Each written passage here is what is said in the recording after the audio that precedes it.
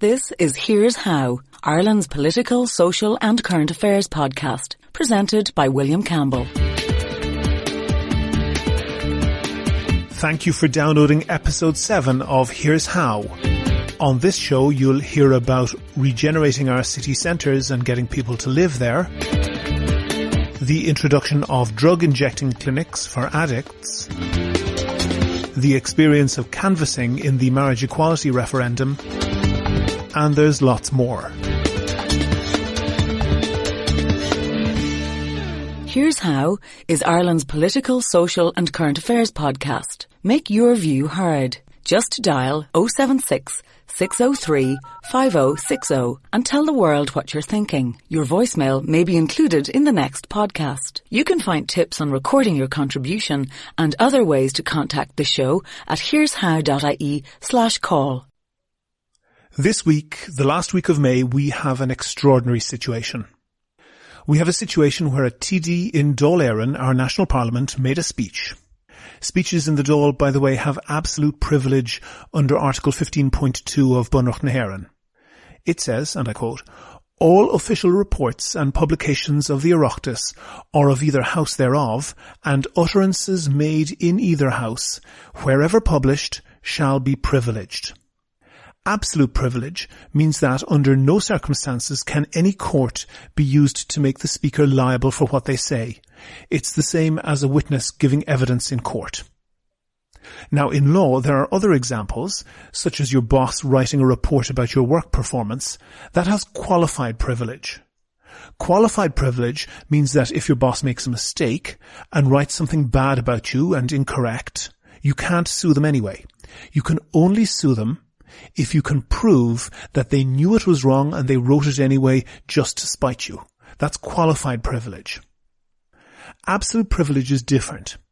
Absolute privilege means that no matter whether it's true or not, no matter whether the speaker knows if it's true or not, it's protected. There can be no recourse to court. This protection extends to reporting what happened in the Dáil. The privilege wouldn't be much good if nobody could hear what was said. So media who report court cases or proceedings in the Dáil can report the transcript, play the tape, or have somebody read the words, and they have the same constitutional protection as a TD who's speaking in the Dáil. That's the bit about wherever published. That's what that means from the Constitution. Of course, if some element of the media went on to discuss what was said, and in that discussion they gave facts or opinions that were not contained in the original Dáil speech, they could be in trouble for that if it was defamatory or contrary to an injunction. Despite that, almost every media organisation in Ireland either refused to report what Catherine Murphy said in the Dáil this week, or removed links or reports after getting threats from Denis O'Brien.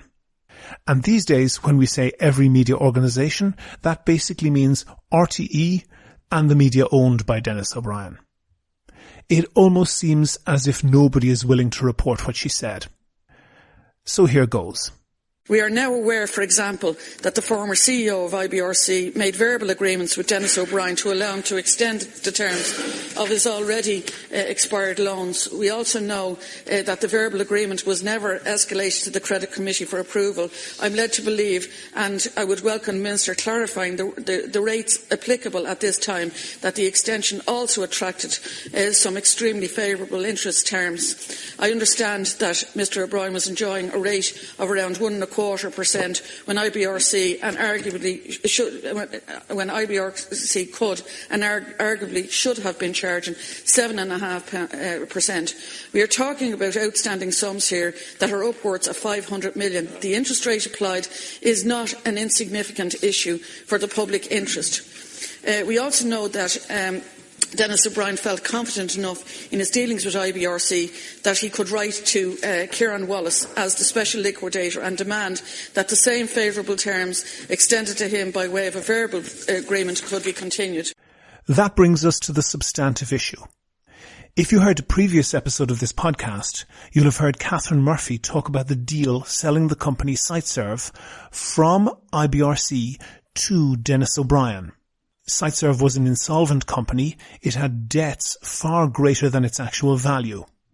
The debts were owed to IBRC, which is the company winding down Anglo-Irish Bank assets on behalf of the taxpayer. One aspect of that scandal is that the people who held the worthless shares in that company were paid €5 million of public money for essentially nothing.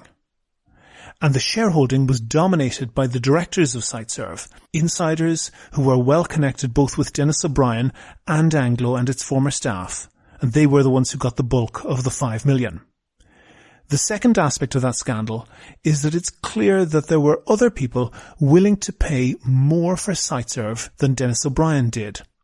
A French company called Altrad and an Australian company, Anchorage Capital, both offered IBRC, the taxpayer, millions more than Denis O'Brien eventually paid for it, but they were told by Siteserve management that the company just wasn't for sale. Now that was a pretty big favour to O'Brien because it saved him the bother of paying about $20 million extra for Siteserve over and above what he had paid if he had matched Altrad's proposed price, although $5 million of that went to the shareholders of the worthless Siteserve company. That was a pretty big favour to O'Brien. It saved him about €20 million over and above the price he would have had to pay matching Altrad's proposed price, although €5 million of that went to the holders of the worthless Siteserve shares. But everyone around O'Brien denied that he was getting special treatment from the IBRC. Now we learn from Catherine Murphy, but not from RTE or from the Irish Times or from any media owned by O'Brien, such as Today FM, News Talk or the Irish Independent. We learned from Catherine Murphy that O'Brien had €500 million of borrowings from Anglo and that he was given all the time he wanted to pay that back. A nice enough deal. But the real kicker was that the interest rate on that loan was around 1.25%. You heard that right, 1.25%. Bank of Ireland, by the way, is today advertising business loans at 5.74%, more than quadruple the rate that O'Brien got. Now, if Anglo-Irish Bank, as a private bank, wanted to lose money on a crazy deal, that was their own business. But it's not their own business anymore. They went bust, and we bailed them out, and that money is owed to the taxpayer, not to a private company. And we learned from Catherine Murphy that the former CEO of IBRC, that's to say the nationalised company, made an informal verbal agreement with O'Brien after this credit agreement ran out, extending it, allowing him to pay back the money whenever suited him. O'Brien later wrote to the special liquidator, HÉireann Wallace, and demanded that this deal be formalised in writing and continue at the taxpayer's expense. And it really was an expense. In the last few years, the interest rate for money borrowed by the Irish government went as high as 14%. It averaged at around 4%. So if O'Brien never paid back this money, he could simply pay the interest of 1.25% and loan it to the government back at a much higher rate and pocket the profit. Catherine Murphy quotes the typical business loan rate over the period at about 7%, so the value of the subsidy to O'Brien from the taxpayer was about €27 million per year. There's no question that Anglo was a horrendously badly run bank. That's why it went bust. But what is becoming clear is that after it was nationalised, there were no pay cuts. Alan Duke said that if there were, it would have been difficult to attract and retain quality staff. But the old business culture stayed with them and continued, probably worsened, as the bank was seen as a vehicle to siphon off money from the taxpayer. And sorry for the long rant here, but there's a third point as well. James Morrissey, Denis O'Brien's spokesperson, was all over the media on Friday, on Matt Cooper on RTE, accusing Catherine Murphy of being dishonest. On RTE alone, he used the word falsehood at least 4 times when referring to Catherine Murphy. He was adamant that she had said something untrue, but he wasn't so specific as to what. In fairness to him, he says that he's injuncted by the court not to discuss the issue, so he may have felt it was difficult to explain. But what came to my mind was the non-denial denial. Look it up on Wikipedia. I'll provide a link on the webpage for this podcast. Do you agree? Do you disagree? If you want your point of view heard, dial 076 603 5060 and leave a contribution for the show. The lines are open 24/7 and you can find tips on how to record a good contribution and other ways to contact the podcast at hÉireann.ie/call. Ross Golden-Bannon was a campaigner on the yes side in the recent marriage equality referendum. Just before the vote, he wrote a Facebook update, which he then recorded for the podcast. You can follow him on Twitter at GoldenShots. So long and thanks for all the no's. My Facebook update from the 21st of May, 2015. We've kept our chins up and braved it for the last 7 weeks, knocking on doors in wind and rain, sometimes just two of us facing hard, cold eyes. I pulled my punches in my updates on Facebook. I didn't want people to know that in the very place where I grew up, in Sutton and Howth, such seemingly desirable neighbourhoods, it was generously peppered with people saying no to me, on the very doorsteps where they welcomed others. Sometimes polite, sometimes rude, often sneering. People were delighting in telling me to be voting against me.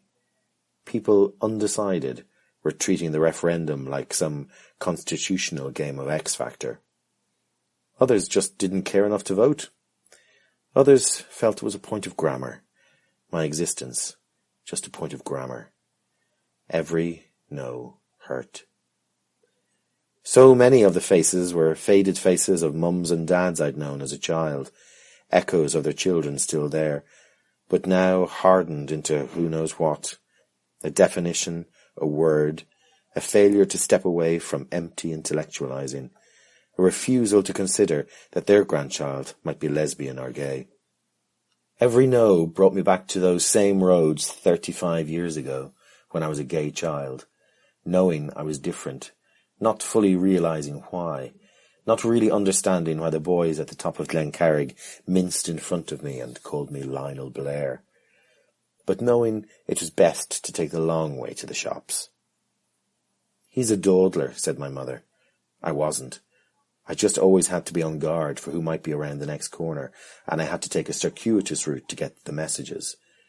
"He's careless," said my father. I wasn't. I cherished the beautiful things he gave me, but boys in school tore them from me and crushed them because I was a puff. I pretended I'd lost the polished stainless steel geometry set he'd given me. Then puberty arrived, and with it the slow dawning horror that all those words that were being shouted at me were true. I really was one of those disgusting puffs. But how could they know when I hardly comprehended it myself? It ate away at my soul and heart until I was 17. It was a long time to be alone, from 12 to 17. Finally, I came out to my best mate, who said he was only annoyed it took me so long to tell him. That's a good friend. Here I am back in 2015, on Holy Thursday, of all days, for the start of the canvass for the historic marriage equality referendum. Yes, we have to canvass, as it turns out that some of even my closest friends are not instinctive supporters. A whole nation will now decide if I should be an equal citizen. Grandson as I am of revolutionaries, Bernard and Eileen Golden, who risked their lives for a republic which then made me a second-class citizen. Here the fight goes on, as I stand in a windswept car park with a 67-year-old grandmother and an old childhood friend who knows the complexity of what it is to be human.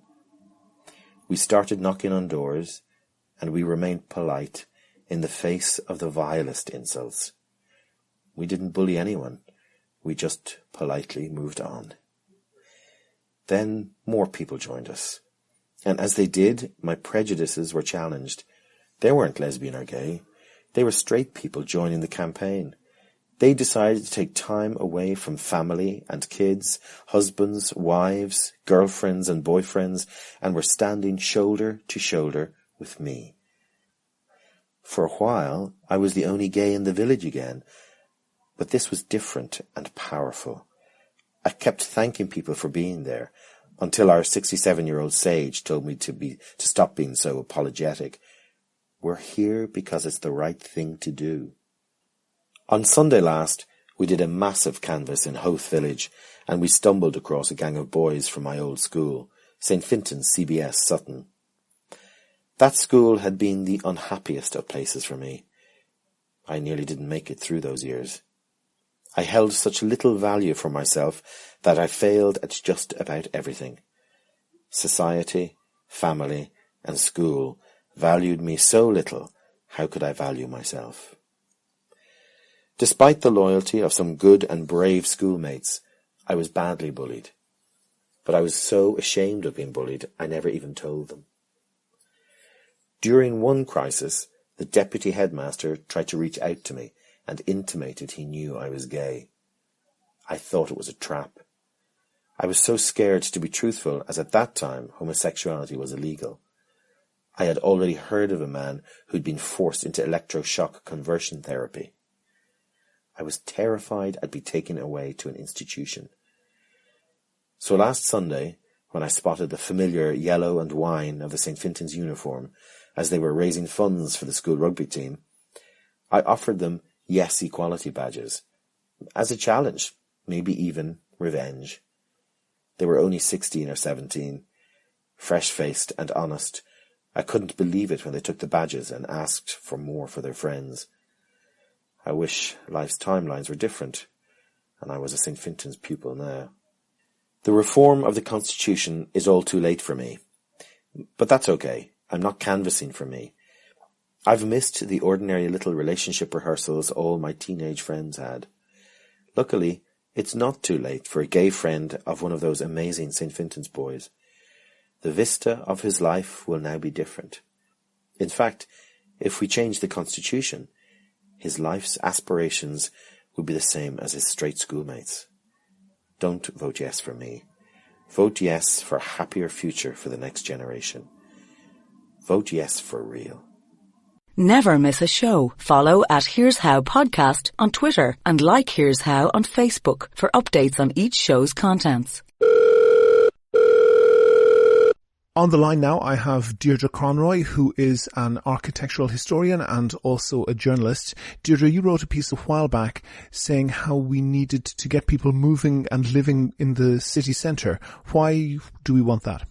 Well, I've noticed, as I've spent a lot of time in the city centre over the last few years studying, so I'm very familiar with both sides of the inner city areas, that there is a vast amount of dereliction.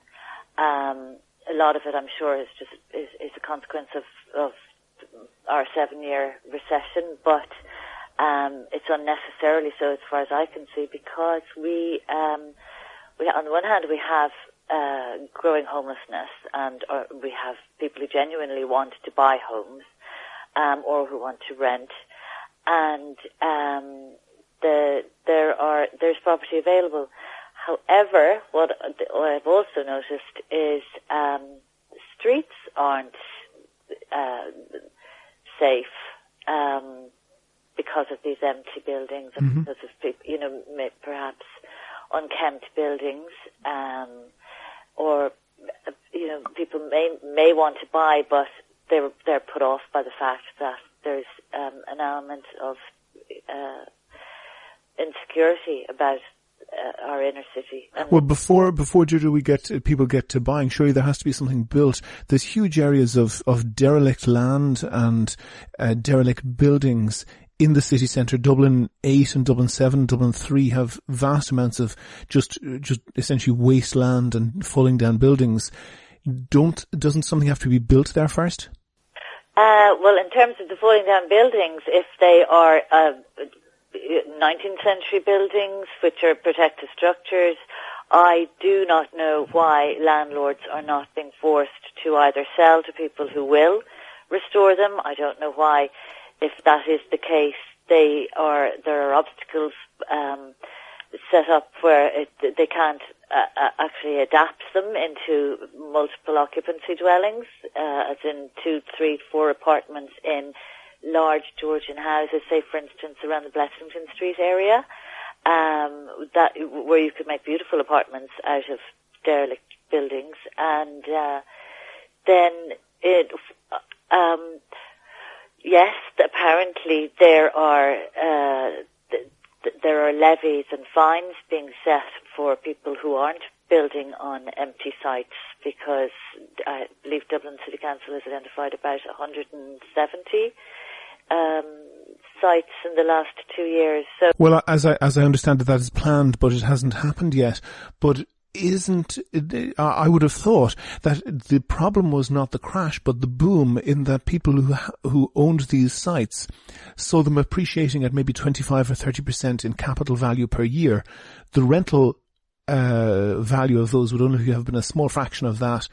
Why did they need to even bother to do all the work to build on them and rent them out when when most of the profit came from the capital appreciation? That may be so, but at this stage, I imagine those people don't own them anymore, and it's very much a NAMA landlord problem, and they too are holding on to sites and buildings, waiting for them to appreciate. And when it comes to the buildings, that's very detrimental, because they're just going to continue to degrade, with roofs falling in, with squatting and what have you.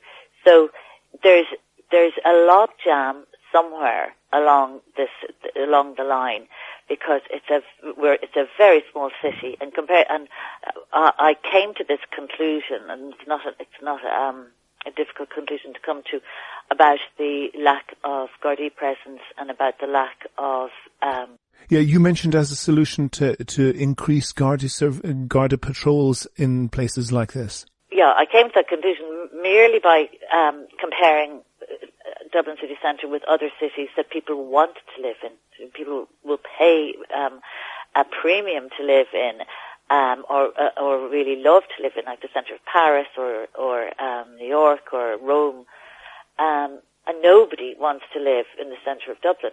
So you're saying essentially that the lack of policing means that there's a lack of demand for people living there? Yeah, there's a variety of factors, but it does come down to policing, because you can't attract people into the centre if they don't feel it's a safe place to walk with their kids or to walk home from work in the dark. And I'm not saying it's all over the city centre, but I'm aware of it. We're all aware of it. We all know people who live in city centres who have their cars wrecked. So it's definitely an issue.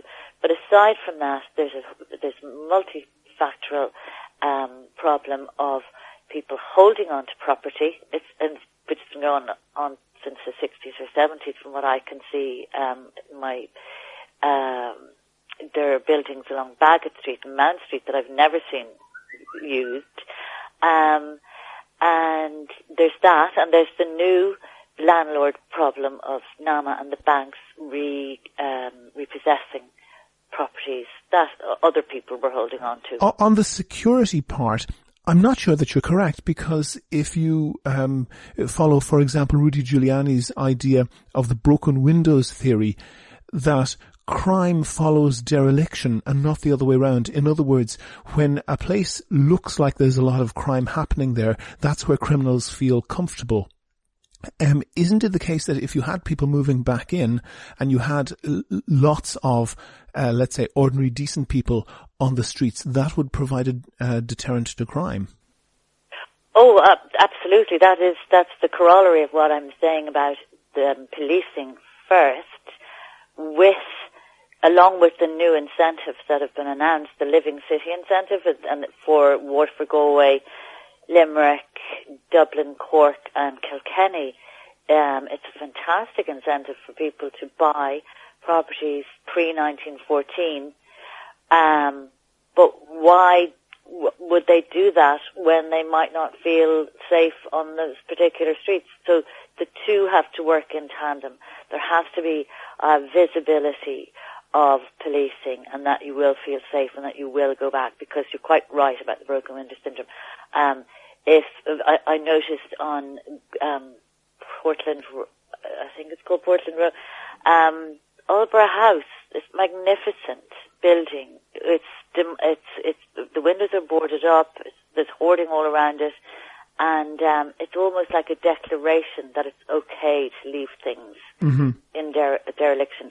And whilst that's not in state ownership anymore, it makes this declaration to everything around it. And if we saw more restoration, it does, as you say, give people a sense of pride about their surroundings. Deirdre Conroy, architectural historian and journalist, also available at deirdreconroy.com. Thank you very much. Thank you. If you like the Here's How podcast, please rate and review the show on iTunes and other podcast providers. Share it on Facebook and Twitter. Tell your friends. But most of all, make your views heard. Call us on 076 603 5060. Recently, Minister hÉireann suggested opening drug-injecting clinics where heroin addicts would be permitted to inject themselves with heroin without fear of arrest in Dublin City, rather than have those addicts injecting on the street. I'm joined now by Gráinne Kenny, who is the honorary president of EURAD. Gráinne, what is EURAD?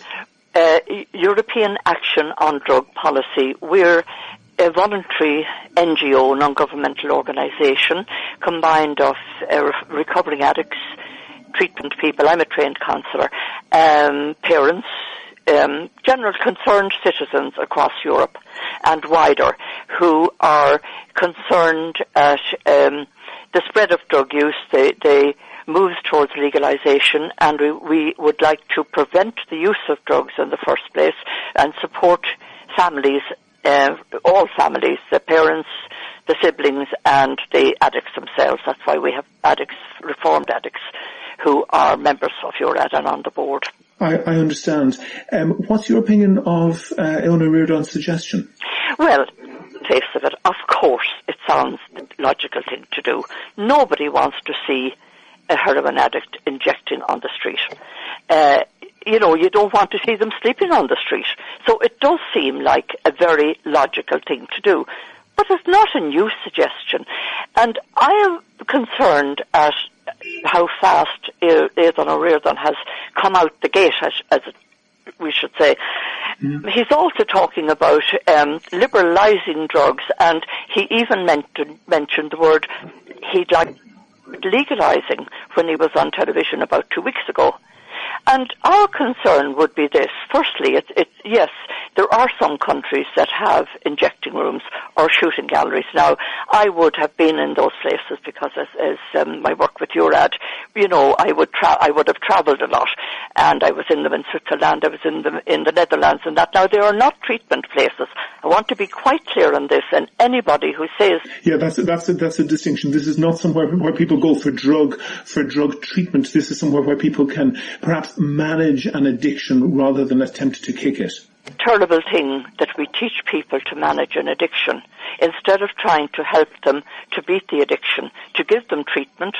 Give me specifics as to why you think it's not a good thing. Well, the first place we're coming from, and I would expect any minister or junior minister, or minister of state as they're called now, to be aware of international laws when they take up office. I would expect their advisors in the department to tell the Minister of State, hang on a minute, there are UN conventions, United Nations conventions on narcotic drugs, psychotropic substances and doping agents.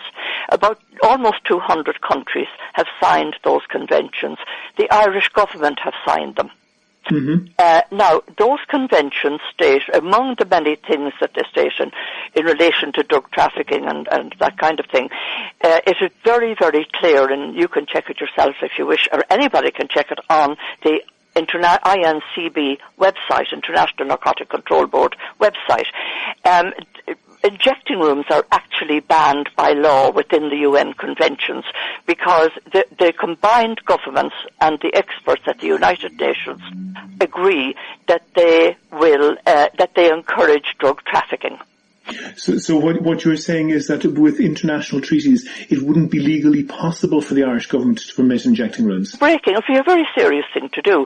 And it's not in the hands of a junior minister. And this is what it disappoints me. I had hoped that he would come out with something different and new instead of going for what is the popular call. It would be breaching the conventions, and it's not in his gift. It is up to the combined government around the table to agree to it. Well, he made the suggestion, but maybe put aside for a moment the legality of it. I live in Dublin city centre.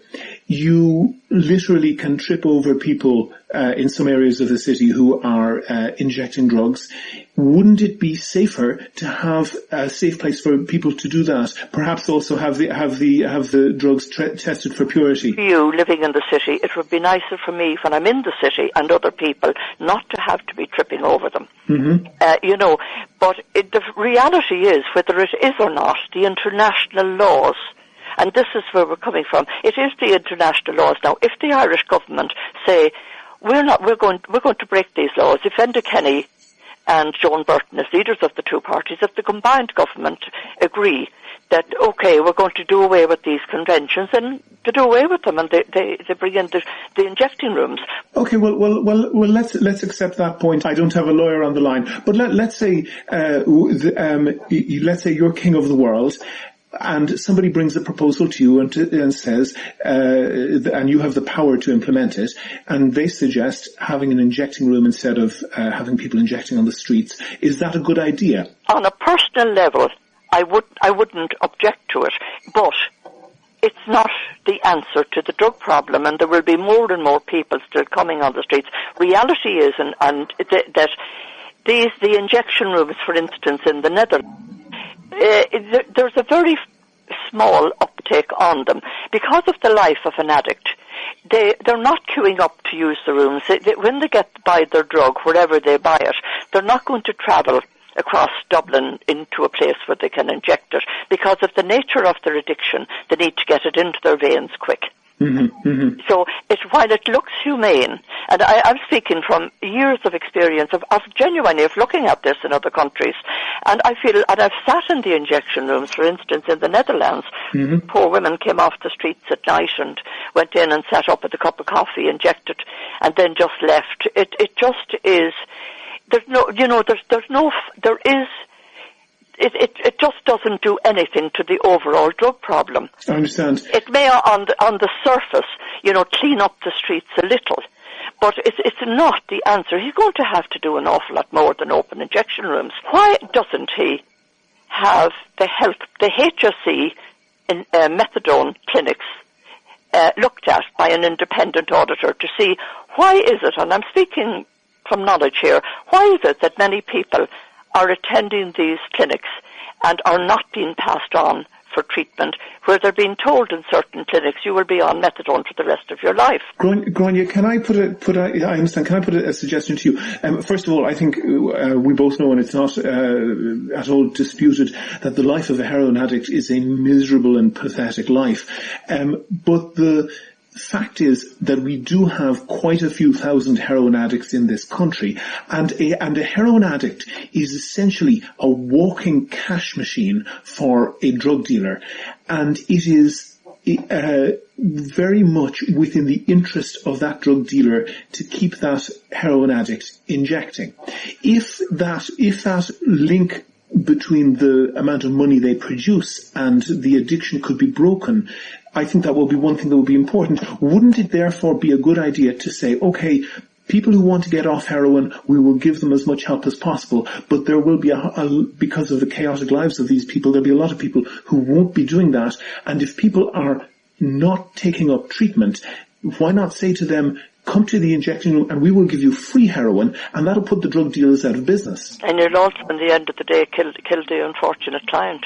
Well, you would far less Gráinne, allow me to answer that, Gráinne. It would be possible to test for purity the heroin and give them, clearly it's not an ideal situation, but it would be an awful lot safer than them buying heroin of unknown purity on the street. Yeah, but pure heroin would kill them because they're used to very small amounts of heroin. Sure, well, and that can be calibrated and that can be medically tested. But it hasn't, it doesn't work. The country with the best outcome on drugs actually is Sweden. and they don't have injection rooms. You see, you have to say, and you're so right, the number of addicts we have in the country is an absolute indictment on this government and the government before it, Fianna Fáil, and Labour and the whole lot of them, that they said when they introduced the methadone and needle exchange some years ago, they gave exactly the same argument. We will have outreach workers on the streets. We will get them in for treatment. You know, this will help to cut down on the addicts. Now, it did cut down on HIV, but hepatitis C went up, and so did the number of addicts. But Gráinne, while those methods had some positive and negative aspects, none of them took away the fact that drug dealers have an enormous financial interest in keeping drug addicts and getting new people hooked on heroin. If that incentive was taken away, there would be no incentive to import drugs and offer them to new addicts. Don't you think after 35 years in this area, I know that, and my colleagues know it, but it doesn't work. Internationally, it doesn't work. The thing, it comes back to the beginning. It is not in the gift of a minister, a junior minister or a full minister, to go around talking about, I'm going to do this and that in relation to legalising and injection rooms. It's a government decision, and also they meet in Vienna every March, and these things are discussed. Now, hÉireann is a very intelligent, bright man. He will be in March next year. This is where these discussions will take place, and I would urge him to really hold his breath to blow in his porridge and wait until he goes to Vienna next March, if we still have this government, and talk to people there and listen and learn. And you know, nobody wants to see addicts left in that situation, but the addicts can and do recover. We have excellent treatment facilities if they can get into them. But what's happening is they're being held up in the methadone clinics. About this new minister, he's a doctor. I haven't heard him say yet, and I hope he will, bring out some new initiative on prevention projects in the school, prevention education, because if we don't prevent drug use, we'll be having the same discussion. Gráinne Kenny, the Honorary President of EURAD, thank you very much for joining me. Make your view heard. Dial 076 603 5060 and leave a contribution for the show. You can find tips on how to record a good contribution and other ways to contact the podcast at hÉireann.ie/call. That's almost the end of episode 7 of Here's How, Ireland's political, social and current affairs podcast, published on the 30th of May 2015. References for everything that I mention in the show are listed on the page of this episode on the hÉireann.ie website. If you like the podcast, please go on iTunes and write a nice review. Also, please like the show on Facebook. Please follow @Here's How Podcast on Twitter. And, of course, subscribe to the show. You can use iTunes, Stitcher, TuneIn Radio, or any other podcast app or software. You can do all of that right from www.here'show.ie. Or you can just go out and meet people and tell them how great the podcast is. The next show will be uploaded shortly. The Here's How podcast is produced and presented by me, William Campbell. Thank you for listening.